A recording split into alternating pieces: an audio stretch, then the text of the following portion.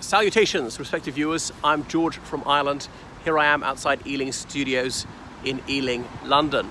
So we're just to the west of the city centre, and this small and unassuming studio was where so many of the famous Ealing comedies were made from the 1940s through to the 1970s. So it became a whole genre of slapstick, of puns, bit of double entendre, slightly risque humour, of this larger-than-life characterization that went into it.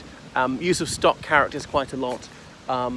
Not as subtle as British farce usually is.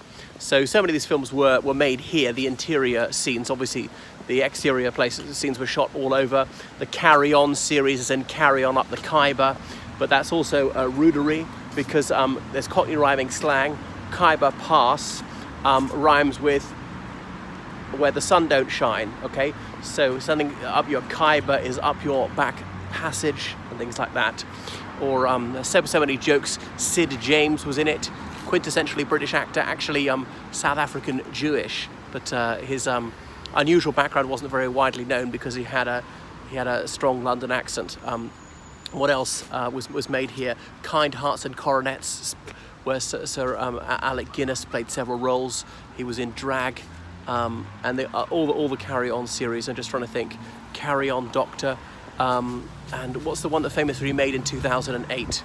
The Bells of St. Trinian's, and quite a few more.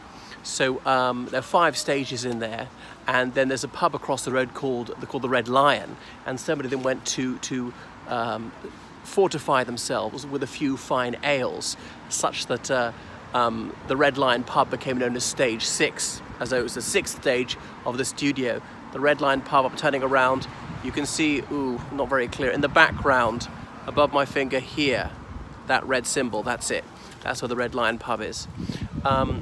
So many stars of the silver screen cut their teeth here. Peter Sellers came here and the other goons to make quite a few films, and Sir Michael Balcon, he was a director who did so much of his good work here. But anyway, they are no more. It's that era, and it's obviously entered British diction, Ealing comedy. The Lady Killers is another one about this bank robbery gone wrong. I mentioned the East Castle Street. These 4 or 5 klutzes of robbers, and they pull off their heist, but they're unwittingly foiled by a little old lady who reports it to the police. And the police officer thinks the woman's just gone soft in the head. This geriatric couldn't have possibly have witnessed all this crime. And he said, okay, yeah, you've got all that money, fine, you can keep it. She says, okay, I will keep it then, because she really has the money, but the officer wouldn't give any credence to her claim to have got all this money. And it was just after the East Castle Street robbery, which was about 1951, and Churchill was Prime Minister at the time, demanding hourly updates in the hunt for the thieves, and they were never apprehended, in fact. But that actress, she was almost 80 when she made it in the early 50s, The Lady Killers. As in she is the lady of the title who's to be killed, but she's not actually killed by them. All the robbers, they accidentally die falling onto railway lines and things like that. Alec Guinness is amongst them. I have a feeling that Seacombe is in it as well, you know, of the goons, who play the chubby character. They're meeting up pretending to be having a violin practice, whilst in fact plotting their dastardly raid on a cash delivery van. And a lot of cash delivery vans were going around. People were paid in cash. A lot of people had bank accounts in the 1950s, which is why the plot line seemed credible. And that woman, 80 was a very great age back then. Very few people made it to that age. And she died only about a year after the film came out. So I shan't tell you about too many more Ealing comedies. Have to view them for yourself. As I say, it entered common parlance so much so that in 2007, when there was the Ealing Southall by-election, and it went quite badly for the Conservatives, David Cameron was fairly new as leader of the Conservative Unionist Party. People said that it was an Ealing comedy, that he'd fouled up.